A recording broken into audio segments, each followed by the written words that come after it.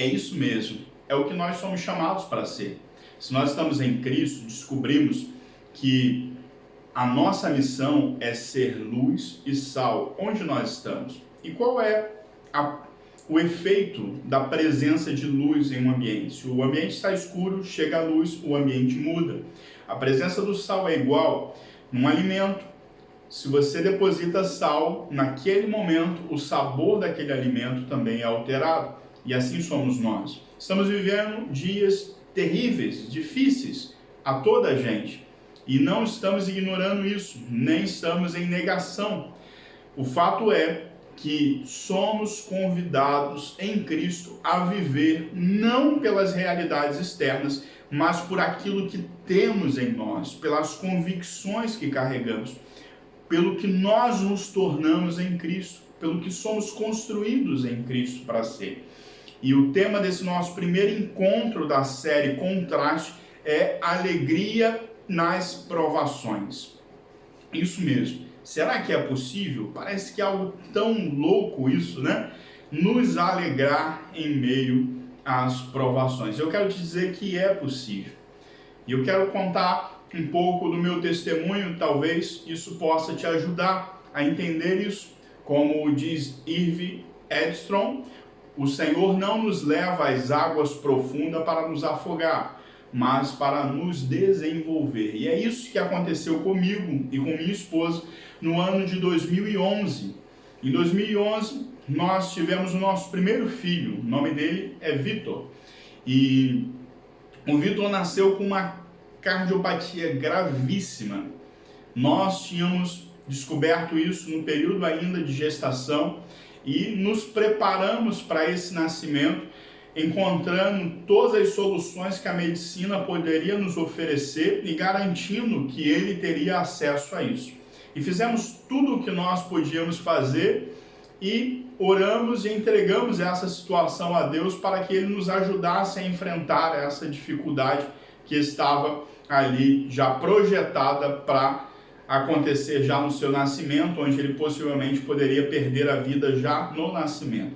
O Vitor nasceu no dia 30 de abril de 2011. Nesse dia, eu estava num misto de muita alegria e ao mesmo tensões e de tristeza por estar incerta o futuro do nosso filho. O Vitor nasce, 6 dias depois ele recebe a primeira cirurgia, a primeira de muitas que ele teria nos próximos dias. O Vitor viveu exatamente 47 dias. No 48º dia nós estávamos o sepultando. E foi a pior dor que eu já senti na minha vida. Sabe, aquela tragédia que você não deseja a ninguém e de repente ela te bate a porta? Era isso que Sara e eu estávamos enfrentando nessa situação. E nós tínhamos 2 caminhos. Ou desistíamos da vida ali e deixássemos que este luto sepultasse os nossos sonhos, ou buscar de forma sobrenatural uma esperança para viver além desta dor tão profunda que nós não sabíamos nesse momento nem como administrar essa dor. Mas quando nós decidimos confiar em Deus, nós deixamos de administrar essa dor e nos submetemos a um processo de conforto, de acalento, de cuidados de Deus com as nossas vidas, mesmo sobrenatural. Ao ponto de que conhecemos nesses dias muitos pais que passavam por situações muito semelhantes. E o contraste entre como nós estávamos levando o nosso processo de luto e outros, por vezes parecia que nós não nos importávamos por ter perdido um filho, mas essa não era uma verdade, porque nós sentíamos todos os dias a tristeza de não ter mais o nosso filho conosco, mas confiamos que Deus poderia nos ajudar a viver esse momento e a ressignificar essa história. Sim, ressignificar a nossa dor, ressignificar esse momento tão terrível do nosso casamento. E foi isso que desfrutamos desde o ano de 2018 até aqui. Nós experimentamos consolo, paz que excede a todo entendimento, permitimos-nos ter alegria em meio às tribulações, não paralisamos a nossa vida, mas seguimos com a nossa vida e ao longo do processo fomos fazendo descobertas sobre nós mesmos, sobre o nosso casamento, sobre o nosso filho, sobre a nossa história e principalmente sobre o nosso futuro. E nesse processo lindo veio mais 2 filhos. 5 anos depois do primeiro nasce a Isabel. No ano de 2016 e no ano de 2018 nasceu o Daniel.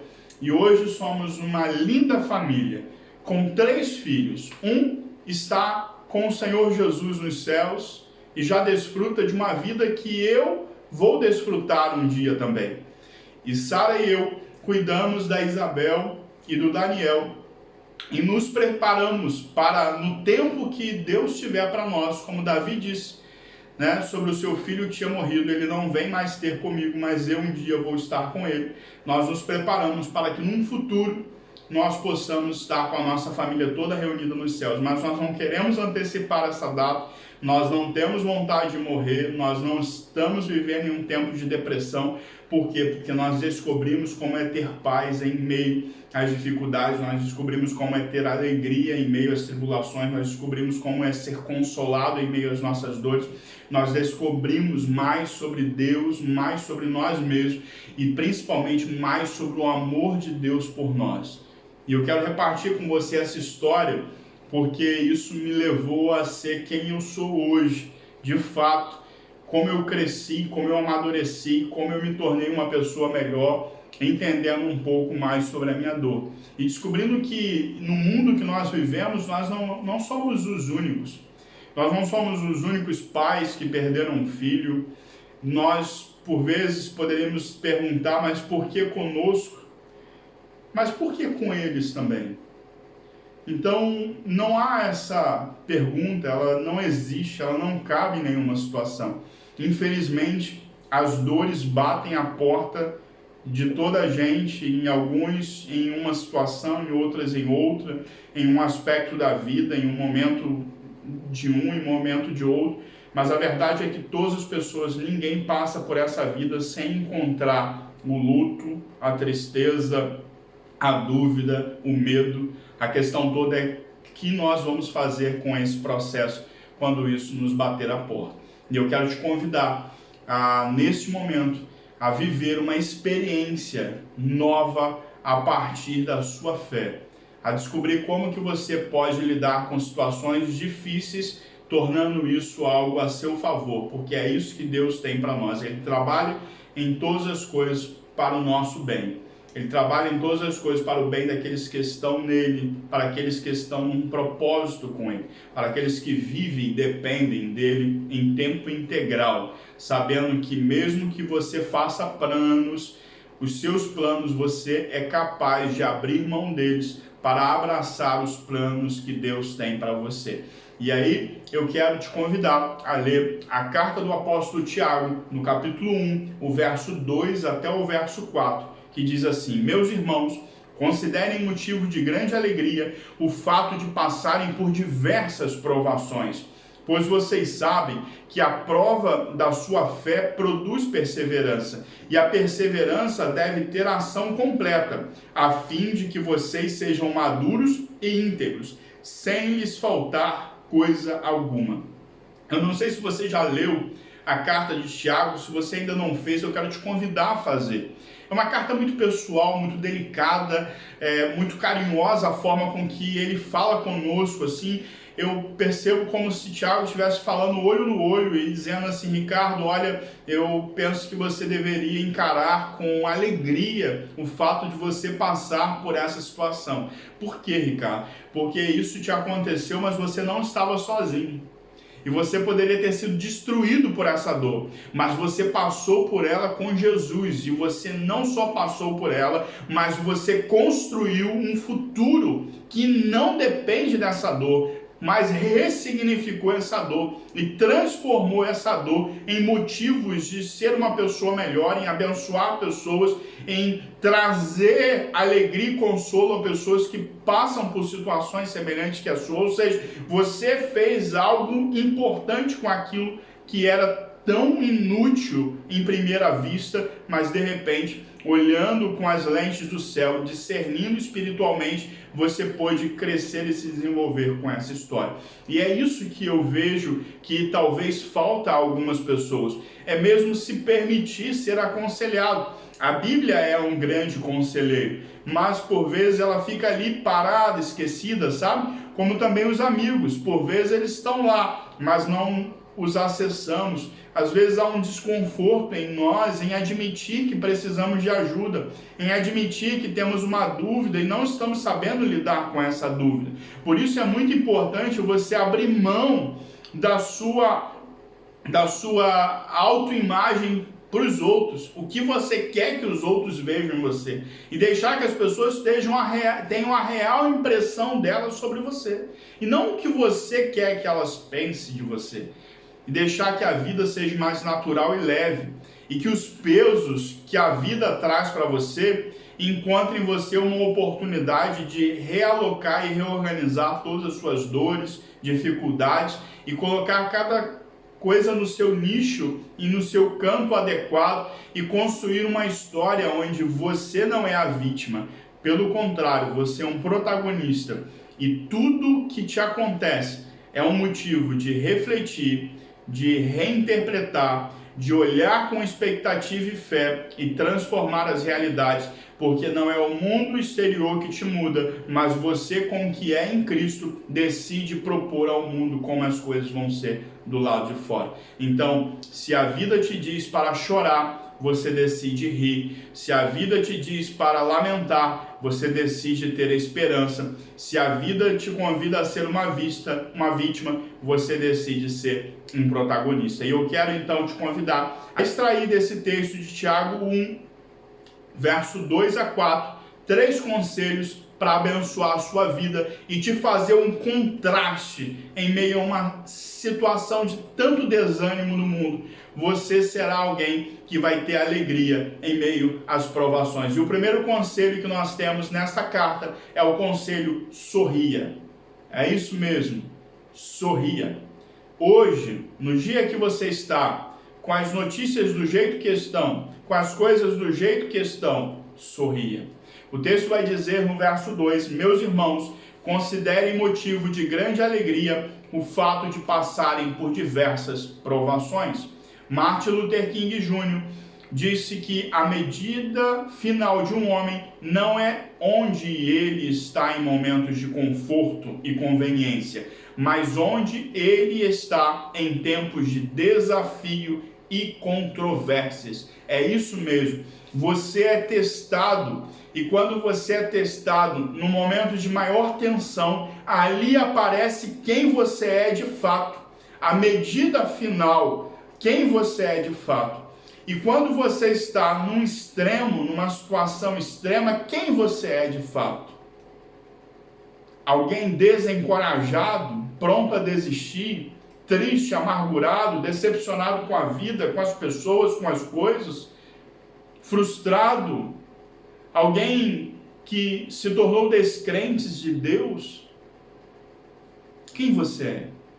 Eu quero te dizer que você, quando está em Cristo, você passa a viver uma experiência tão sobrenatural que as pessoas, de fato, vão ter motivo para te chamar de doido. Porque quando a Bíblia fala de uma paz que excede a todo entendimento, é porque as pessoas não conseguem entender como conseguimos ter paz em meio às dificuldades. Por isso que algumas pessoas chegavam a questionar se Sara e eu, de fato, tínhamos caído a ficha sobre o que tinha nos acontecido.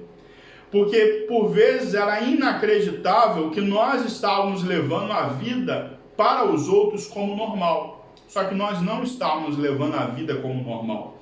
Nós tínhamos sentido todo o peso daquela dor nas nossas vidas. Mas recebemos também de Jesus todo o conforto que Ele tinha para nós. E lidamos com essa situação não sendo forte às nossas custas, mas descobrindo que quando éramos fracos, aí é que nos tornávamos fortes, porque estávamos acolhidos pela força e poder de Deus nas nossas vidas. Então, os sonhos eram cultivados na perspectiva de uma fé. Eu me lembro uma vez que consultamos um médico geneticista para saber se o problema era genético, e o médico disse que nós teríamos ainda 25% de chances de ter um filho com outro problema. Sabe o que é isso? 1/4 das chances do nosso próximo filho passar pelo mesmo problema. Isso é uma proporção altíssima. Era para nós existirmos ali, mas nós não desistimos. E nós não desistimos porque nós não confiávamos na medicina. Apesar de respeitá-la, nós confiávamos em Deus.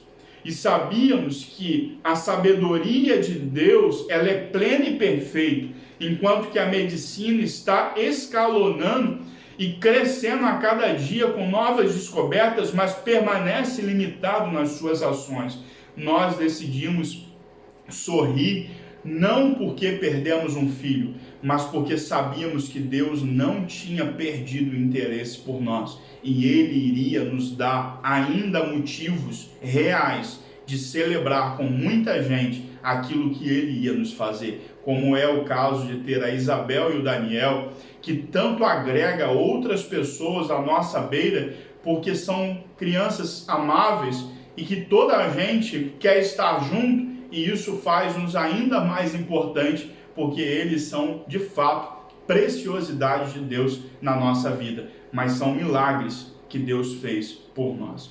E eu quero, então, te convidar ao segundo conselho, que diz respeito sobre o sobrenatural. E o segundo conselho é: tenha fé. É isso mesmo. Em meio às adversidades, não se permita ser incrédulo, mas seja uma pessoa de fé. O verso 3 de Tiago 1 diz: pois vocês sabem que a prova da sua fé produz perseverança. Sim, a prova da fé, quando a sua fé é provada, você não se torna um ateu. A sua fé é provada e você decide ir mais adiante. Ou seja, se você foi questionado na sua fé, você dá um passo à frente e decide ter ainda mais fé. Você decide crer num nível ainda mais profundo. Você decide crer num nível de ainda mais impacto na sua realidade e na realidade daqueles que o cercam. Nós temos uma história lá no livro de 2 Reis, capítulo de número 4, a partir do verso 8, conta a história do filho da Sulamita. E eu vou resumir o texto para que você possa entender. Vai até o verso de número 36. Mas eu quero resumir isso e contar essa breve história. Existia uma mulher em Sunem que, ao saber que o profeta passava sempre por sua região, decidiu que ele viesse um dia tomar uma refeição na sua casa e o convidou para isso insistentemente. E ele aceita esse convite, vai ter esse tempo com ela. E quando ele entra nessa casa, se alimenta e depois vai embora, essa mulher toma uma decisão junto ao marido de construírem um quarto no andar superior da casa e lá colocar uma cama, uma mesa, uma cadeira, para que ele pudesse ser melhor acolhido das próximas vezes que lá passasse. E ela fez isso, preparou tudo e chegou o dia em que ele conheceu a sua nova hospedagem. Aquela mulher o recebeu com alegria, tão impactante que aquele homem, quando deitou na sua cama, ele pensou: eu preciso fazer algum bem a essa mulher. E então o profeta chama o seu auxiliar e diz: Geazi, vai chamar a mulher para que eu fale com ela. E quando ela chegou ao quarto, ele disse assim: o que você quer que eu faça por você? Quer que eu faça uma representação ao rei, peça alguma coisa às autoridades? E ela vai respondê-lo no verso de número 13 o seguinte: ela respondeu: estou bem entre a minha própria gente, ou seja, não preciso de nada. Essa mulher estava satisfeita. É como se ela dissesse para ele: eu fiz tudo isso não esperando receber alguma coisa em troca. Eu fiz tudo isso porque isso é quem eu sou. Eu sou hospitaleira, eu sou generosa, eu gosto de servir as pessoas, eu gosto de servir ao homem de Deus, e eu fiz isso para abençoar a sua vida. Eu não fiz isso para que você abençoe a minha vida. Isso é extraordinário. Extraordinário, diz muito a respeito dessa mulher. Mas a história segue e o profeta fica mesmo preso a essa questão. Ele queria fazer alguma coisa por ela. E ele pergunta ao seu auxiliar: tem alguma coisa que a gente possa fazer por ela? E ele diz assim: olha, eu observei que ela não tem filhos e que o seu marido já é idoso. Ou seja, ela não vai ter filhos. E ele fala: então chame ela cá de novo. Ela chega e ele diz: você, nesta época, no próximo ano, terá um filho nos braços. Ela para e diz: não me faça ter esperanças tolas. Não me prometa coisas que não são possíveis. E ele enfaticamente diz: no próximo ano, quando eu voltar aqui, você terá um filho nos braços. E aconteceu exatamente como ele tinha dito. No ano seguinte, ela teve um filho. O filho cresceu e o filho adoeceu e morreu. O texto vai dizer que o menino cresceu no verso 18 e certo dia encontrou-se com o seu pai que estava com os ceifeiros. E de repente começou a chamar e a gritá-lo: ai minha cabeça, ai minha cabeça. O pai disse ao servo: leve-o para sua mãe. O servo levou a sua mãe e o menino ficou no colo dela até o meio-dia e morreu. E aquela mulher, ela não tinha uma fé para mover no sobrenatural no momento em que o profeta disse que ela teria um filho. Mas no momento em que ela passa a ter um filho e ela vê a intervenção, ou seja, uma experiência passada com Deus, move essa mulher para um novo estágio na vida dela. Ela que antes disse: não me prometa coisas, não me faça ter falsas esperanças. Agora essa mulher estava transformada, porque agora ela era uma pessoa de fé.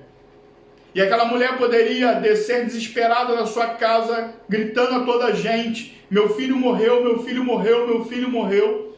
Mas aquela mulher não faz isso, e o texto diz no verso 21 que ela subiu ao quarto do homem de Deus, deitou o menino na cama, saiu, fechou a porta, ela chamou o marido e disse: preciso de um servo e de uma jumenta, para ir falar com o homem de Deus, vou e volto logo.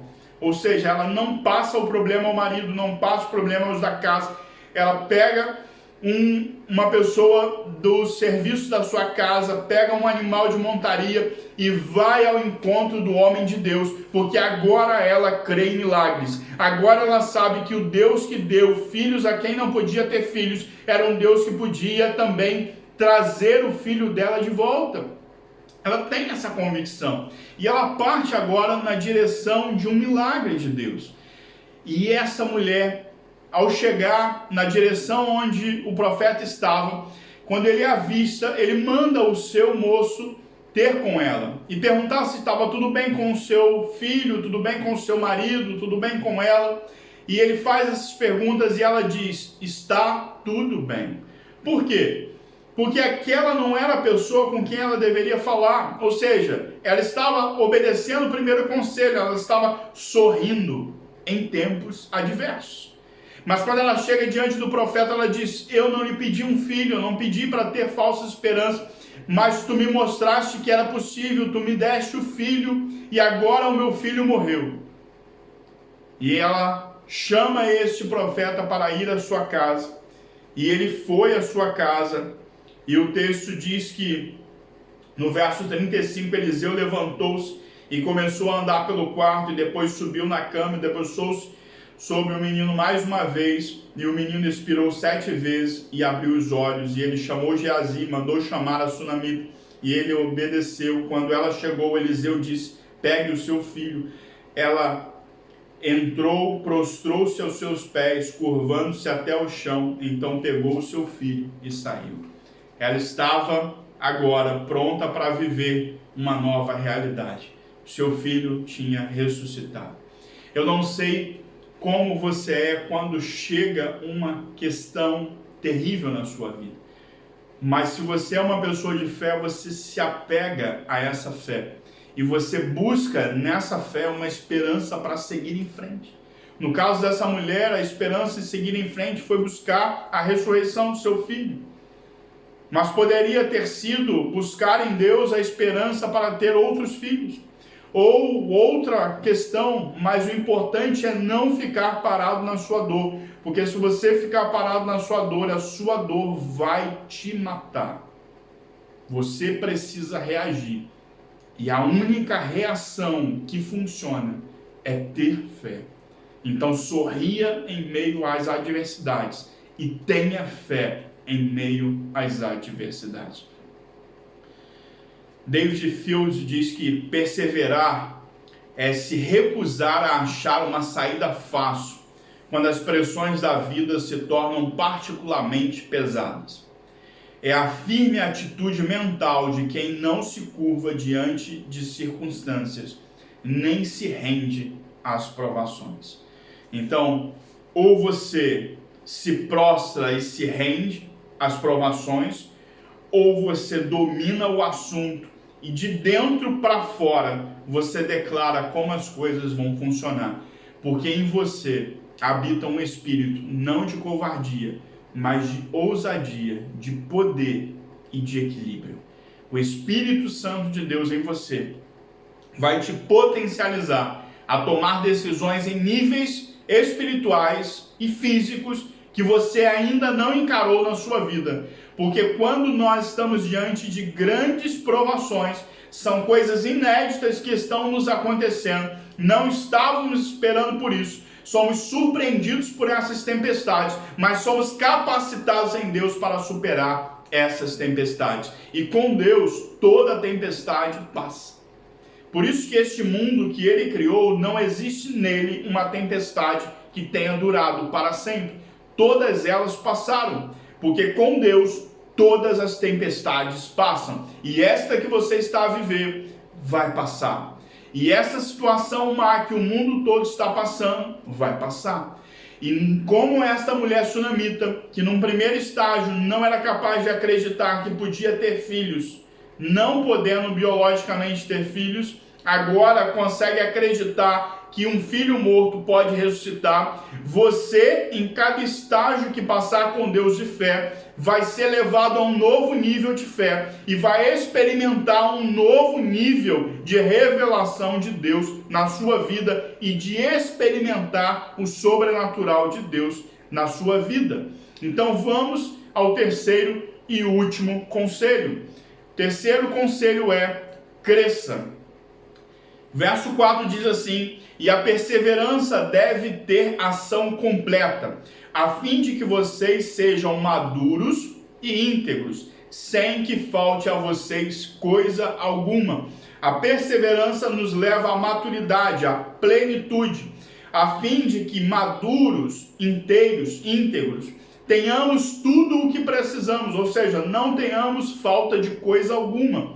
Isso não quer dizer que vamos ter tudo o que tem no mundo, mas vamos ter tudo o que é necessário para cada estação da nossa vida. Ele não nos deixará ter falta de algo que seja imprescindível para a realização do propósito dele nas nossas vidas. E você tem que confiar dessa forma. Crer é mesmo ver o que não existe no plano físico. É mesmo ver o invisível. Então, se Deus disse, confie e siga na direção do que Ele disse.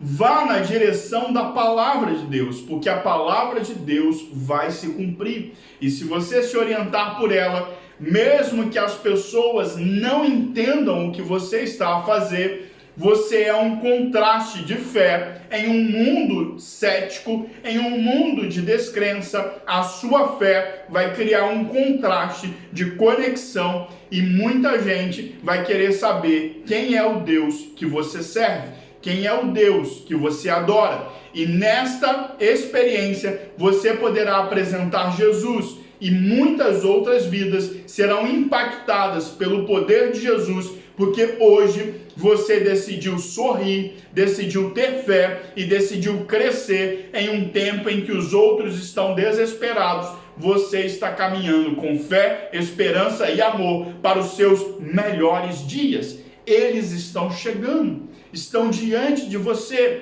e logo você vai estar neles. Apenas não desista. David Kingdom disse que só na fornalha da aflição nos livramos das escórias às quais, em nossa insensatez, apegamos-nos tão ardentemente. Aquilo que nós agregamos à nossa vida e achamos que é indispensável são justamente essas coisas que por vezes depreciam quem nós somos. Mas quando submetidos ao fogo, somos purificados e toda substância que não é equivalente à nossa essência, por exemplo, se você submete o ouro a uma temperatura alta, tudo que não é ouro se separa do ouro. Se você faz com a prata, tudo se separa da prata. Ou seja, Deus está nos refinando em meio às provações. E neste ano de 2020 e 2021, estamos tendo uma oportunidade de nos purificarmos e sermos aquilo em essência que Deus nos pediu para ser, nos projetou para ser, para que o impacto da nossa vida na sociedade seja exponencial. Em novo tempo, uma nova realidade com alcance inédito das promessas de Deus se concretizando na sua vida como nunca antes você experimentou. E eu encerro essa mensagem com um texto de João 16:33. Eu lhes disse essas coisas para que em mim vocês tenham paz. Neste mundo vocês terão aflições, contudo, tenham ânimo. Eu venci o mundo. O texto diz que Jesus venceu o mundo. E Jesus, ele percorreu um caminho para nos tornar possível percorrer esse caminho. Então ele diz que nós devemos ter ânimo, porque ele venceu, ou seja, se tornou possível a mim e a você vencer o mundo também. E é isso que nós vamos fazer. Esse mundo de pandemia, de coronavírus, esse mundo de adversidade, este mundo de recessão econômica, este mundo de crise política, social, religiosa, este mundo nós venceremos. Será possível em Cristo também vencermos este mundo. Que Deus possa trazer a você uma conexão desta palavra, das decisões que você precisa tomar para que sorrir, ter fé e crescer seja uma realidade em todas as estações da sua vida. E se você não conhece ainda esse Jesus que traz para nós essa realidade de consolo, de graça, de amor, de empoderamento, de vida, de perdão dos nossos pecados, de salvação para a eternidade, esse Jesus está tão acessível a você, tão somente você precisa decidir confiar nas coisas que ele diz na sua palavra e ter a paz e a fé que ele quer depositar em você. Então hoje, se você ainda não aceitou Jesus como seu Senhor e seu Salvador, eu quero te convidar a fazer isso e nos deixar saber que você fez essa decisão, para que nós possamos te ajudar a caminhar numa nova jornada. Então nos envie um direct, uma mensagem, deixe um comentário neste vídeo, faça um sinal de fumaça, nos deixe saber que você quer mais de Jesus na sua vida e nós te ajudaremos no processo de crescer no conhecimento de quem você é em Cristo Jesus. E que Deus te abençoe. Jesus, obrigado por esta palavra, obrigado por esses conselhos poderosos que o apóstolo Tiago, inspirado pelo teu Espírito, nos deixou. São palavras de vida, de esperança para tempos tão desafiadores. Eu declaro em nome de Jesus que todos aqueles que tomam a decisão de praticar esses conselhos conseguirão vivê-los plenamente. E todos aqueles que hoje tomam a decisão de reconciliação com Jesus também estarão tendo esta conexão restaurada. E aqueles que decidem aceitar Jesus como seu Senhor e Salvador, estes já estão com o nome escrito no livro da vida e desfrutarão do selo da presença do Espírito Santo nas suas vidas, os despertando para uma nova e poderosa vida com Cristo Jesus. Eu os abençoo cada um que toma uma decisão. Abençoo cada um que está a ouvir e a participar dessa mensagem gravada e possam experimentar de forma poderosa essa palavra na sua vida prática e cotidiana. E é no nome de Jesus que oramos. Amém. Que Deus te abençoe. E se essa mensagem abençoa a sua vida, compartilhe essa mensagem com os seus amigos, com os seus familiares.